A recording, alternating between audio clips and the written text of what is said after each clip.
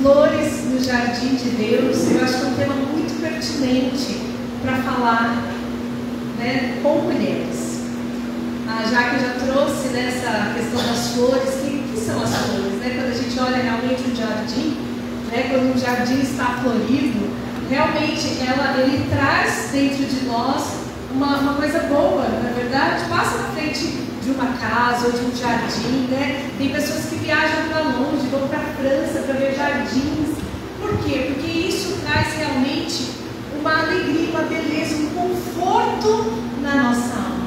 Não é isso? É uma sensação de conforto.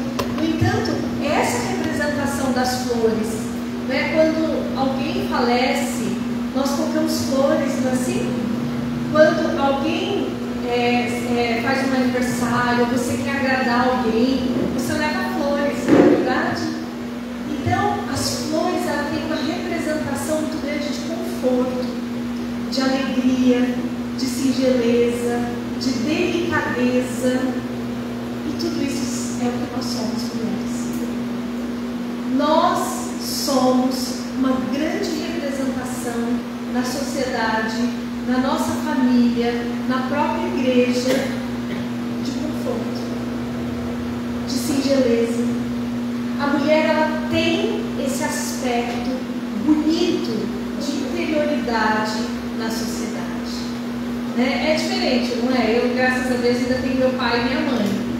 É super diferente quando eu estou na casa dos meus pais e está só o meu pai, e quando está só, ou então quando a minha mãe não está ou quando ela está, não é verdade? Mãe não é aquela questão de conforto. Meu marido, né, os pais dele moravam no interior, hoje meu sogro é falecido, e eu me lembro que logo quando nós casamos, eu chamava a atenção dele direto, eu falava assim, não faça isso. Ele ligava para o pai, né, ligava para a casa dele, telefone fixo ainda, né, hoje quase não tem mais. Alô? O pai dele atendia, oi filho, tudo bem? Tudo, como é que você está? Tudo bem, pai, tudo bem. Pai, cadê a mãe? É assim, não é? Não é? Pai, cadê a mãe? Eu falo para ele, não faça isso, conversa, pergunta como que ele está depois. Você pergunta da sua mãe, né? Porque já é uma questão dessa presença da mulher. A mulher, ela enche uma casa, ela enche um lar. Então, a nossa questão feminina, ela é uma questão muito importante. Por quê? Porque ela conforta da solidão. Não é? Eu não sou teóloga, mas conheço, né, um pouco a Bíblia.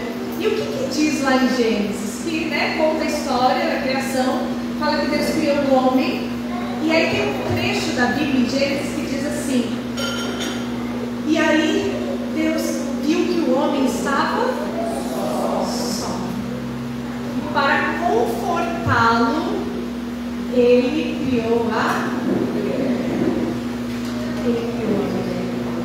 A mulher realmente é esse conforto na vida das pessoas, não é só na vida dos filhos, né? Nós, entre nós mulheres. E por conta disso, dessa missão, porque é uma missão que nós temos, né? Hoje, até eu acredito que a gente possa até pensar também sobre isso, sobre a nossa unicidade de ser mulher, porque infelizmente nós estamos perdendo muito isso aí em muitos movimentos feministas, né? A mulher que quer se igualar ao homem. E não, nós não somos iguais ao homem, nem queremos ser. Nós somos diferentes. Nós podemos, é claro, ter os mesmos direitos, lutar por igualdades, mas não para sermos iguais. Porque nós não somos iguais, nós somos feitas diferentes. Até entre nós, né, como a Jaque falou, nós temos uma diversidade. Nós somos flores diferentes, porque nós somos únicos. Não existe ninguém igual a você. E essa unicidade do ser humano, ela é muito importante, porque muitas vezes nós esquecemos de nos olhar com as nossas necessidades. Nós temos necessidades próprias e sentimos de maneira diferente, mas pela missão que nós temos, por sermos mulheres, por, né, acarretarmos tantas coisas, nós também somos aquelas mais propensas a adoecer. Não é verdade? Como eu disse para vocês, eu fiz uma pesquisa 3 mulheres, mães que já tinham um diagnóstico de seus filhos, ou de TDAH, ou de autismo, ou de altas habilidades. E aí o que acontece? Apareceram várias coisas na pesquisa, mas uma das coisas que apareceu praticamente todas as mães, que são mulheres, foi solidão. A mulher se sente muito sozinha na sua missão. Porque, gente, também tem outra passagem bíblica que eu gosto muito, que são de 2 irmãs, chamadas Marta e Maria. Vocês lembram? Lembra ou não lembra? E nessa passagem, Jesus está lá conversando com Maria, não é isso? E Marta está o quê? Trabalhando. E ela reclama, não é isso? Ela fala, como que você deixa Maria aí mesmo fazendo um monte de coisa aqui? Gente, não é isso que nós somos, mulheres. A gente está sempre sobrecarregada. A gente reclama, ninguém me ajuda nessa casa. Eu faço tudo sozinha. As pessoas, ainda mais quem acumula dupla, tripla jornada. E muitas vezes a mulher, ela se sente realmente só. Ela se sente só na criação dos filhos, na resolução. Parece que os outros não se movimentam, só ela está enxergando as coisas. Porque, gente, isso é muito próprio de mulher. Nós realmente enxergamos mais do que as outras pessoas, porque foi dado a nós esse dom. Não é verdade? A gente enxerga, a gente vê, como eu disse para vocês, é bem recente a minha pesquisa, as mães eram as primeiras a perceber que tinha alguma coisa errada com a criança. Por mais que fosse difícil para elas, por mais que passasse por uma negação, mas dentro delas, elas de alguma forma sabiam que tinha alguma coisa errada com aquela criança, alguma coisa diferente com aquela criança. Porque isso cabe a nós mulheres temos essa visão.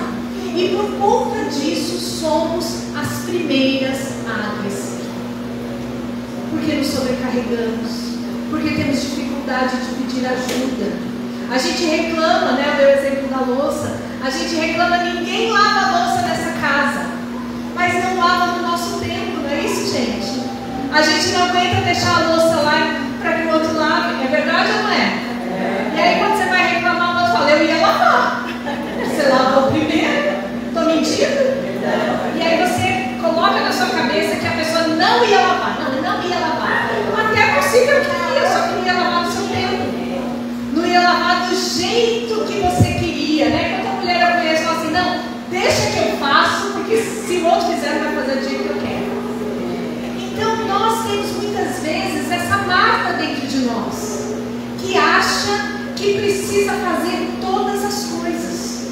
E Jesus dá um puxão de orelha nela, não é isso? Marta, te preocupas demais com uma série de coisas, e aquilo que é bom mesmo você está aproveitando. E você sabia que eu, pensando nesse evangelho, eu pensei que muitas vezes é isso que nos acontece também. Porque nós criamos e nós agarramos os nossos problemas, os nossos desafios e de todos que estão à nossa volta. E aí o que acontece? Nós somos muito mais propensas a termos depressão, ansiedade, pânico e somatização das doenças. O que é somatização? Eu sinto e aí eu preciso dar conta de tudo, eu não posso parar, eu jogo para algum lugar do meu corpo aquele sentimento mal resolvido. Não é isso? E aí enxaquecas, não somos nós mulheres que mais sofremos disso? Enxaquecas, problemas de estômago, problemas de pele, enrijecer algo do nosso corpo.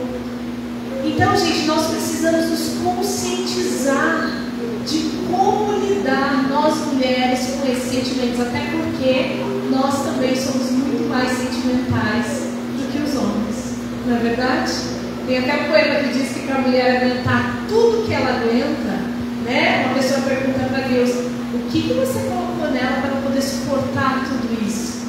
Ele diz: eu dei a ela mais lágrimas do que comum. Não é?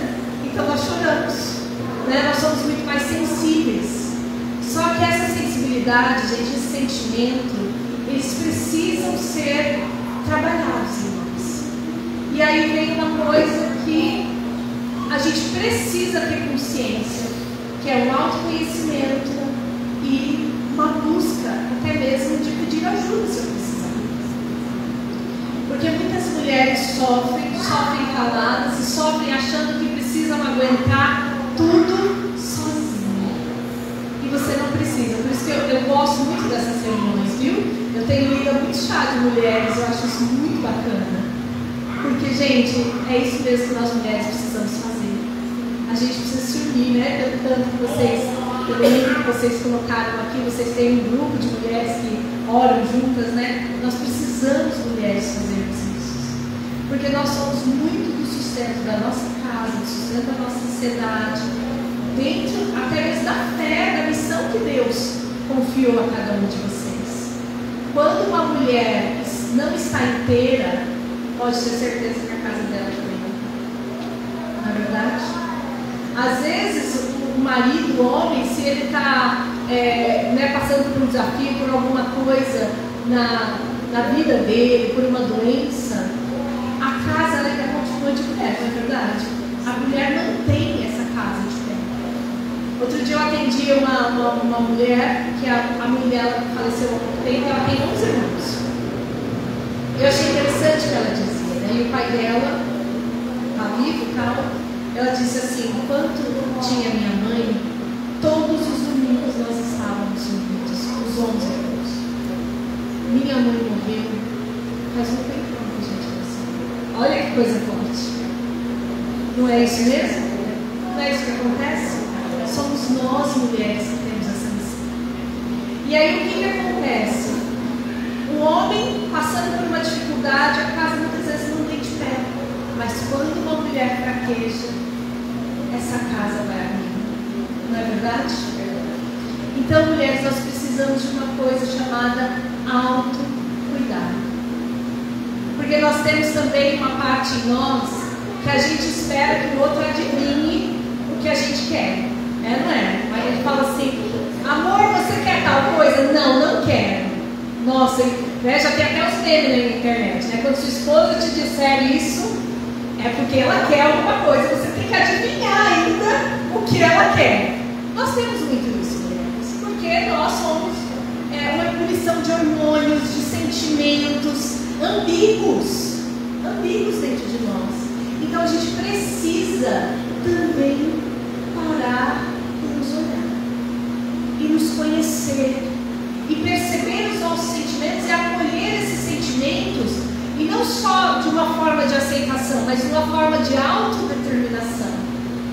Então, porque o que acontece? A vida, ela tem suas dificuldades, né? Então, como eu falei, o tema é muito bonito: flores no jardim de Deus. Então a flor, além dela ter essa sensibilidade, ela também é muito resiliente. A gente vê que existem flores que nascem no deserto. A mulher é essa. Ela nasce no deserto, ela faz crescer mesmo não tendo nada. E diante de todas essas lutas, ela também muitas vezes precisa se deixar ser cuidada. Pedir ajuda, pedir, né, para sair dessa sobrecarga. E aí vem uma questão importante: como eu lido com esses sentimentos? Né? Então existe uma forma muito boa da gente perceber isso, sentir e as nossas emoções. Porque se a gente não cuidar delas, a gente adoece, né? A gente acaba sucumbindo a elas. E aí com a depressão, como eu disse, com a ansiedade, eu vou falar um pouquinho sobre isso para vocês terem um pouco de clareza. Mas a respeito dos sentimentos e das emoções. Então, sentir é o sentimento mesmo, né? A emoção é a expressão. Como que a gente vai? Se a gente assiste um filme triste, ou a gente fala de um assunto alegre, feliz, ou mesmo triste, as lágrimas, não é? Caem. Você fala o quê? Nossa, eu fiquei emocionado com isso. Então, a emoção, ela é a ação do que você sente. Às vezes a gente coisa e transmite outra. Não é verdade? Por quê? Porque a gente tem medo dos julgamentos, a gente tem medo da gente mesmo, a gente não consegue expressar aquilo porque a gente não aprendeu a expressar. Sabe o que eu tenho visto muito na minha vida, na minha experiência? Mulheres que foram aquelas boas filhas, que nunca, quiseram dar trabalho para pai e para mãe, e que hoje sofrem muito, porque não conseguem expressar o que elas sentem. E elas aceitam e se submetem a tudo. Não conseguem dizer não. Não conseguem se posicionar de alguma coisa que para ela não está bom. Não consegue pôr limite para o outro. E aí o que acontece? Começa a adoecer. Então, gente, eu preciso saber de mim o que eu realmente sinto e não somente o que o outro espera de mim.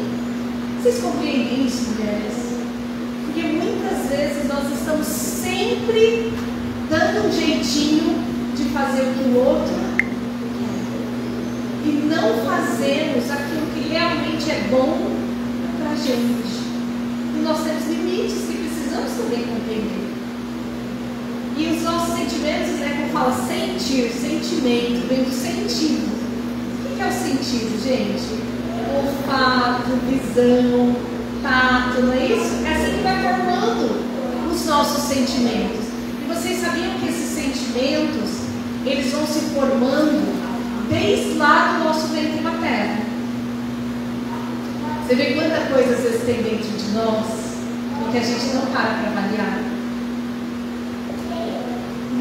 Às vezes você tem um sentimento de inadequação tão grande e às vezes não é, você fala assim, não sei por que eu me sinto assim, mas às vezes lá na sua gestação houveram sentimentos e não acontece em situações assim mesmo, gente.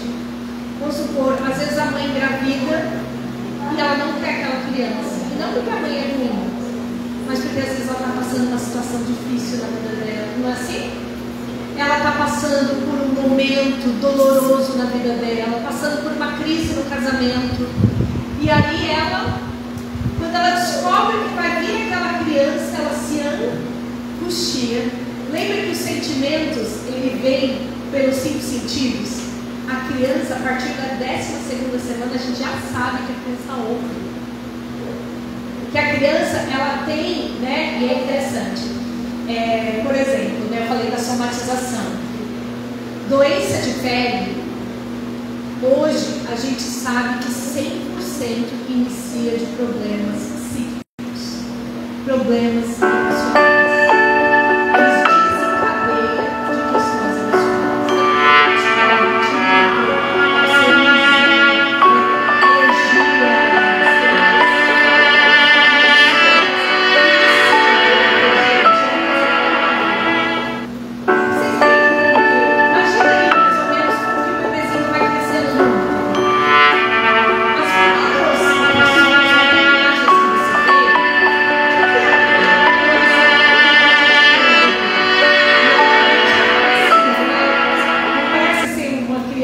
Cabeçãozinho assim, não é? E um corpinho bem pequenininho, não é assim?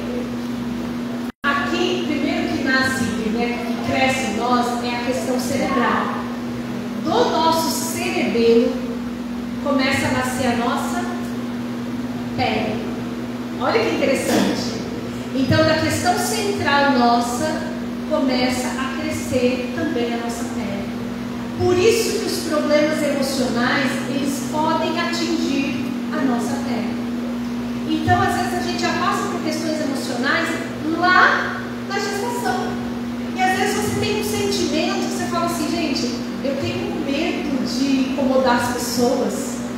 Eu não consigo me impor, não consigo me posicionar, eu tenho medo de pedir alguma coisa para alguém. Eu não sei por que eu sou assim. Mas às vezes porque lá naquele momento da sua vida, você teve aquele sentimento de eu não sou aceita, eu não sou bem-quista, as pessoas não me querem, ou eu vim para incomodar, eu sou um estorvo na minha família. E esse sentimento, Então nós precisamos conhecer. Ah, mas Cíntia, como que eu vou saber disso? Né? Talvez nós não vamos saber. Mas a gente pode o quê? Conhecer a história da nossa família. Conhecer, conversar com a tia, conversar com a mãe, conversar com alguém que soube da nossa história. Ou você mesmo sabe de muita coisa, você vai, né? Como fala? Encaixando o quebra-cabeça da sua vida.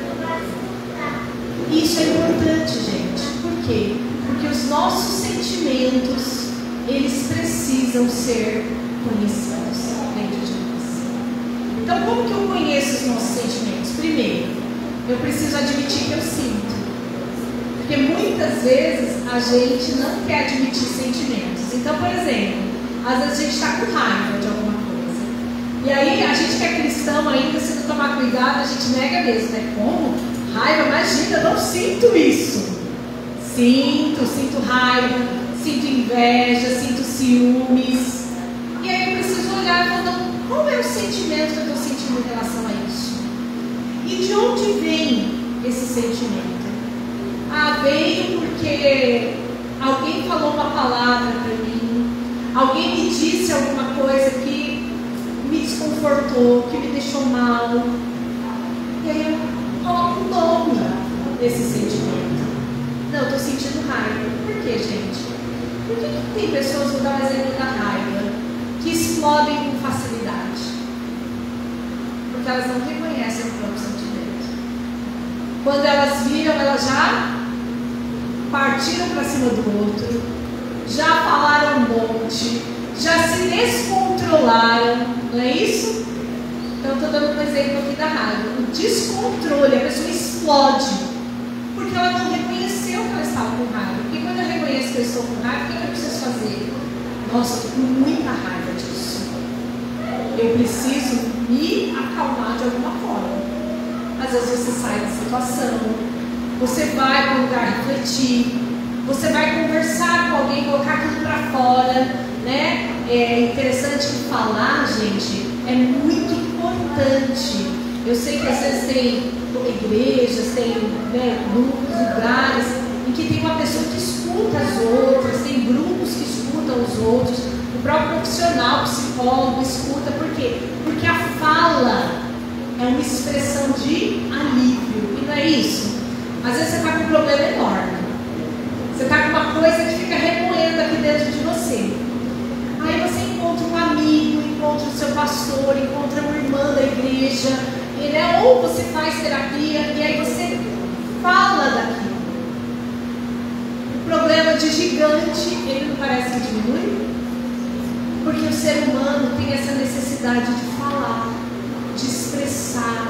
Então tudo aquilo que a gente guarda e fica remoendo se torna adoecedor para nós.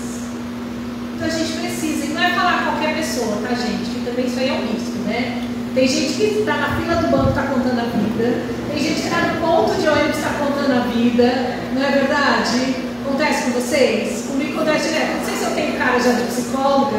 Onde quer que eu esteja, eu me encostei no lugar, a pessoa já começa. Ah, eu saio de lá sabendo a vida todinha da pessoa.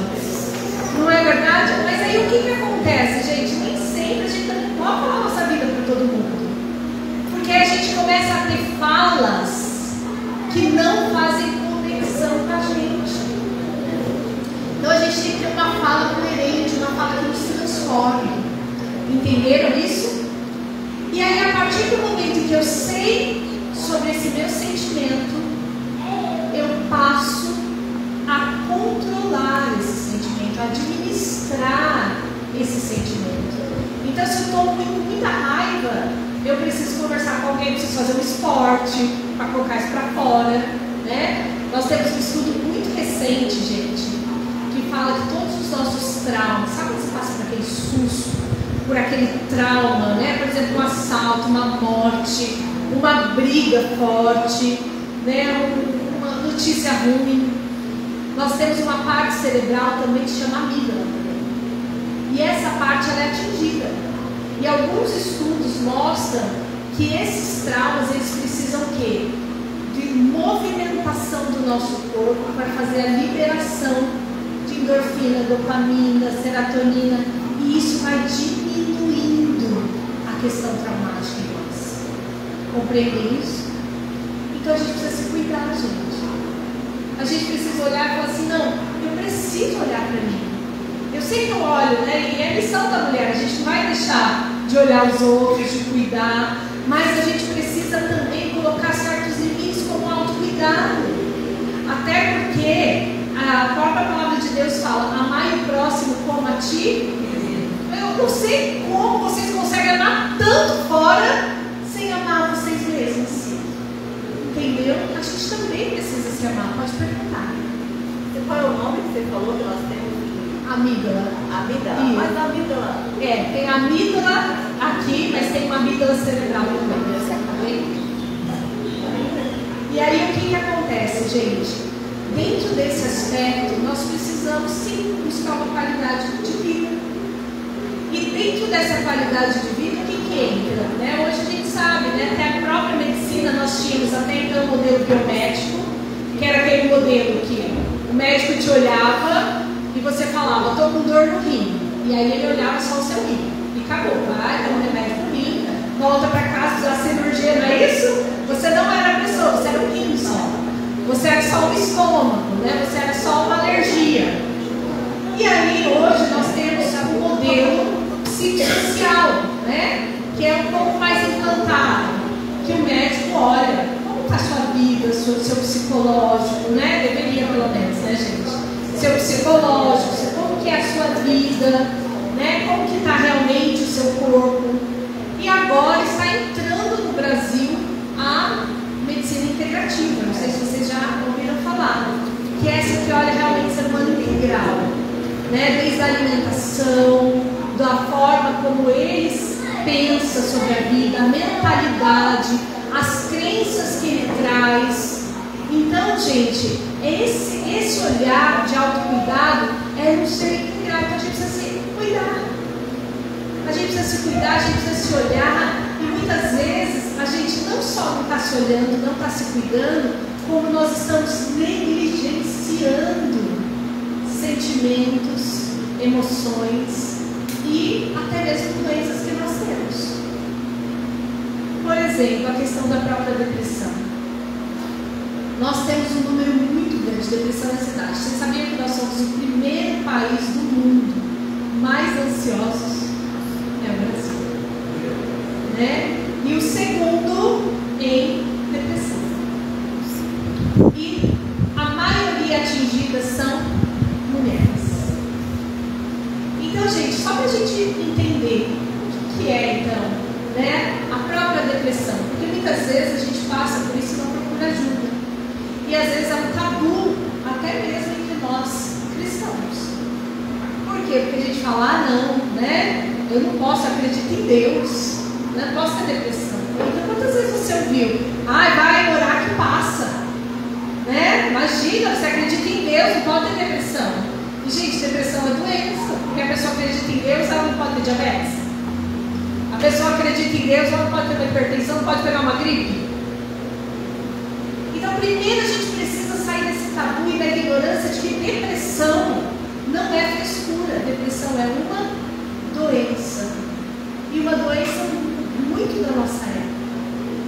E, gente, quanto mais também a gente vai entendendo que a depressão ela é uma doença mental, né? Porque a gente ainda tem muitos tabus, e é uma doença que também é causada de muita hereditariedade. Você nunca se perguntou por que uma pessoa passa por uma circunstância bem difícil e não tem depressão, e uma pessoa que passa por uma situação, a mesma situação, até uma situação menos adversa, e desencadeia na depressão? Porque também já existe uma predisposição. Você já conheceu, né? Eu gosto de dar os exemplos, por exemplo, da própria diabetes. Você já conheceu uma pessoa que é uma formiga humana? Ela come doce e ela ainda tira, né, uma que você fala assim, mas eu não tenho diabetes. Mas não é? Eu não tenho mesmo. Ah lá, tá vendo? Tá vendo? Não é verdade? E aí a pessoa fala assim, mas eu não tenho diabetes. Ele não tem mesmo. Por quê? Porque para a pessoa ter a diabetes não é só comer doce. Ela precisa de uma predisposição. A depressão também, gente. Existe já uma predisposição a ter depressão.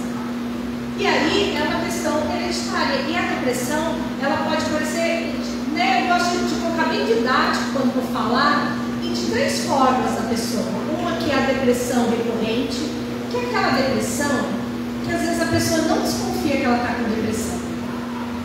Porque se pergunta assim para ela, você sente tristeza? A pessoa fala, engraçado, eu não sinto tristeza. Mas a pessoa sente uma profunda irritação. Ela fica irritada com tudo.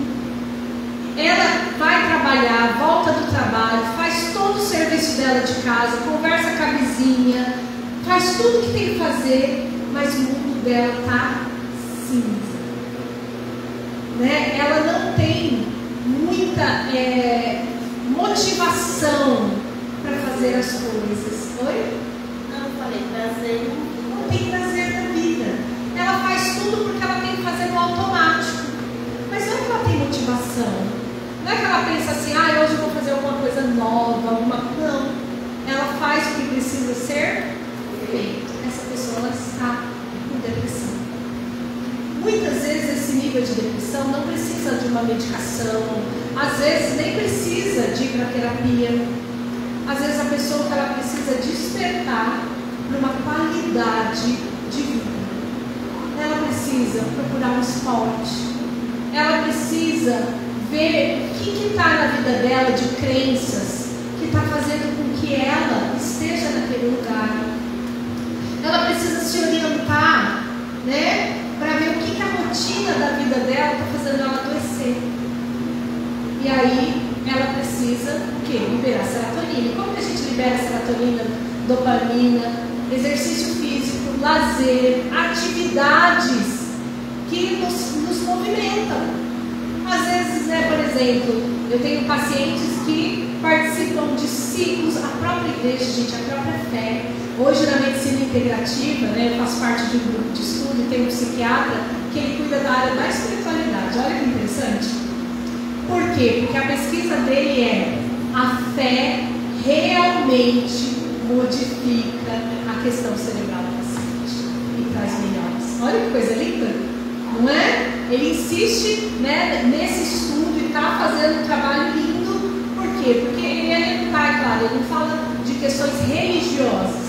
Ele fala da fé, né? Porque ele é um pesquisador, tal, ele tem a própria religião dele, mas ele traz nessa abrangência, né, de pessoas que se reúnem para orar, para acreditar em algo superior a elas mesmas, o quanto isso faz diferença na saúde mental. E olha, e já escutaram, eu já cansei de escutar histórias de pessoas que falam assim, olha, eu tive depressão. Mas eu acabei nem indo no médico, nem indo no psicólogo, porque eu me agarrei tanto à fé, eu busquei tanto Deus, comecei a melhorar minha vida, comecei a sair mais, e aquilo foi, graças a Deus, melhorando. Então, isso é um nível de depressão, né, que uma grande quantidade de pessoas tem. Por quê? Porque nós vivemos uma questão também muito ruim de qualidade de vida.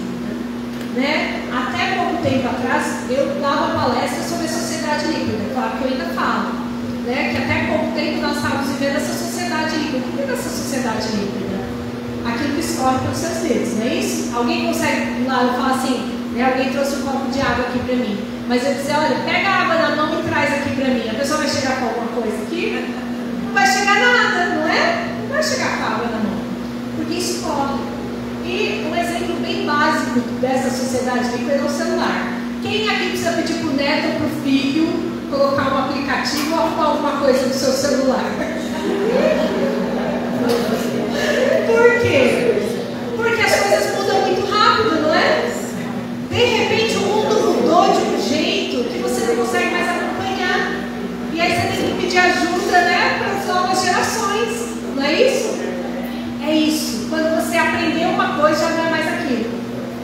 Só que hoje já vem um novo sociólogo aí que está fazendo um estudo a nível social que vai dizer que nós não somos mais a sociedade líquida. Isso aí já está quase ultrapassado. Nós somos a sociedade do cansaço. É verdade ou não é? Gente, é comum ou não é? Você para as pessoas e fala assim, oi, tudo bem? E a pessoa faz assim, ai, estou cansada. É verdade, não é? É a nossa fala, gente. A gente anda cansado, a sociedade está cansaço. Por quê? Porque a vida está exigindo de nós que a gente esteja produzindo o tempo inteiro. E se você não estiver produzindo, você se envergonha. Né? Mas se alguém chegar para você na sua casa, tem que contar o que você fez. Ah, eu já lavei não sei quanto de roupa, eu já fiz não sei. Porque senão você se envergonha de não estar fazendo, de não estar produzindo. Isso também nos adoece. Né? É a sociedade, a população que apontou na produção e caiu no burnout. É isso que tem acontecido. Por quê? Porque nós precisamos de parar. A gente precisa parar. A gente precisa pensar. Isso libera dopamina também, isso libera serotonina. A gente precisa de momentos de oração. Às vezes a gente fica pensando, nossa, faz tanto tempo que eu não vou na igreja. Gente, precisa ir. Porque esses momentos de parada nos fazem muito, muito bem. E aí, né, eu falei do primeiro passo, porque aí eu falo bastante, gente. A hora passa, eu não vejo, já foi a hora. Eu falei tudo que eu queria falar. Mas enfim, depois, o segundo meio da depressão é uma depressão que precisa de tratamento. É aquela que você realmente levanta da cama e fala, eu queria sair da cama hoje. Eu não vejo muita perspectiva para a vida. Eu começo a me sentir mal, muito mal comigo mesma. Eu acho que eu sou uma pessoa que não tem intimidade. Eu começo a achar que o que eu estou fazendo nada está valendo a pena. Isso já é uma depressão que precisa procurar ajuda, gente. Aí, sem sombra de dúvidas. E lembre, depressão não é frescura. Depressão não é falta de fé. Depressão muitas vezes pode ser hereditária, pode ser uma série de coisas, endógena, exógena, ou seja, vindo de questões externas, de questões internas. Nós mulheres temos muitas questões hormonais que podem também desencadear a depressão. E aí, por fim, aquela depressão mais severa, que é aquela depressão que realmente a pessoa não sai da cama. Eu pergunto para o meu paciente, olha, essa semana pelo menos a gente tem que tentar tomar banho uma vez por semana. Porque a pessoa já não toma mais banho, ela não lava o cabelo. Eu tenho paciente que me atende no escuro, que eu atendo online, né? Que às vezes está no escuro, que faz uma semana que não sai de casa. São depressões que muitas vezes precisam de ajuda não só do profissional, como da família. E aí, gente, às vezes você não está passando por depressão, mas tem alguém perto de você que está. E é muito difícil lidar com quem está em depressão. É muito difícil. Só quem está perto sabe. Porque você fala assim, gente, a pessoa, tudo que eu ofereço para a pessoa, nada faz efeito. Tudo que eu faço é isso mesmo. Você se sente impotente diante do outro. Então você também tem que procurar ajuda para lidar com quem tem depressão. Porque não é fácil realmente. A pessoa se sente impotente diante de uma pessoa que está com depressão. Ok? A ansiedade, gente, ela a depressão, ela está ligada ao passado. A pessoa, ela fica remoendo o passado, ela tem aquele mal-estar, ela não vê futuro. Já o ansioso vê futuro o tempo inteiro. O ansioso é aquele que vive no futuro. E se tal coisa der errado? Ele pensa, ele planeja o futuro todinho de forma negativa. Então esse é o ansioso. A ansiedade também precisa de tratamento. E a ansiedade, ela está muito ligada às questões pessimistas nossas. Essa questão, eu falo, todo ansioso é muito controlador. E aí, como eu não tenho mais tempo para falar, eu vou dar uma única dica sobre a questão da ansiedade. Se você é muito ansiosa, a fé pode te ajudar muito. Porque existe uma coisa na fé que não existe em outro lugar, que se chama abandono em Deus. Confiança em Deus. Não é isso que reza lá no livro do Salmo 26? O Senhor é meu pastor. 23, isso. E nada me faltará. Não é isso? O Senhor é meu pastor e nada me faltará. Nada vai me faltar. Então, o ansioso ele precisa entender que ele não tem como controlar o futuro. E que se eu tenho um Deus que vai cuidar de mim, um Deus que olha por mim, eu não preciso ficar planejando o tempo inteiro o que vai acontecer na frente. Se vai dar certo ou não vai dar, se a pessoa vai fazer ou não vai. Não é isso? Então é lógico que eu teria várias outras coisas para falar a respeito disso. Mas eu gostaria de terminar falando a respeito dessa importância da fé na saúde mental, né? E do tema que vocês escolheram, a flor no jardim de Deus. E a flor é isso, né? Ela está lá, como a Jaque falou, passa por sol, passa por chuva, passa por vento. E ela pode permanecer firme. É isso mesmo, nasce de novo, não é isso? Ela pode permanecer ali firme, ela pode aceitar os processos que ela vai viver. Mas ela precisa lembrar também que ela tem um jardim que vai cuidar dela, que vai olhar com ela não como mais uma.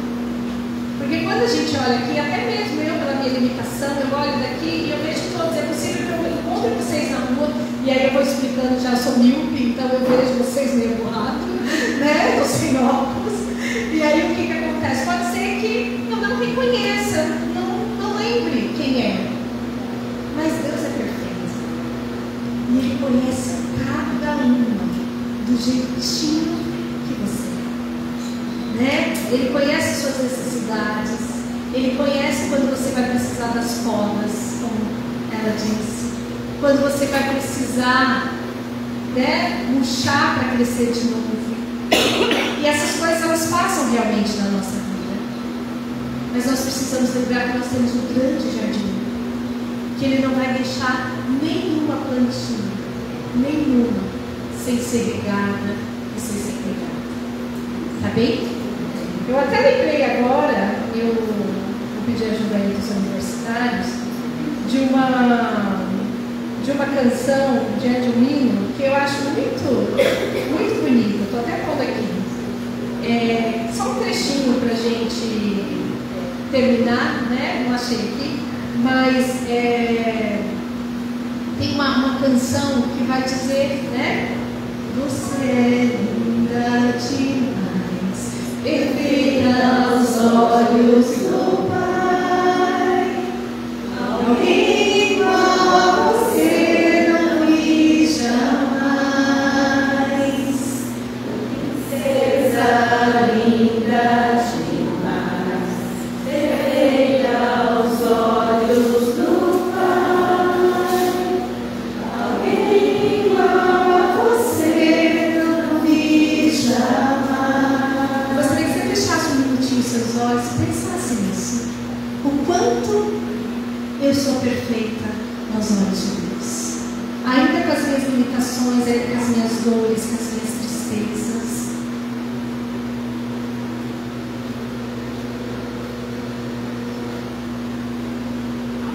Aos olhos do Pai, você é uma obra-prima que Ele planejou. Com suas próprias mãos pintou a cor da sua pele, seus cabelos desenhou, cada detalhe, um toque de amor. Aos olhos do Pai, você é uma obra-prima que Ele planejou, com suas próprias mãos pintou a cor da sua pele, seus cabelos desenhou, cada detalhe, um toque de amor. Cantice, você é linda.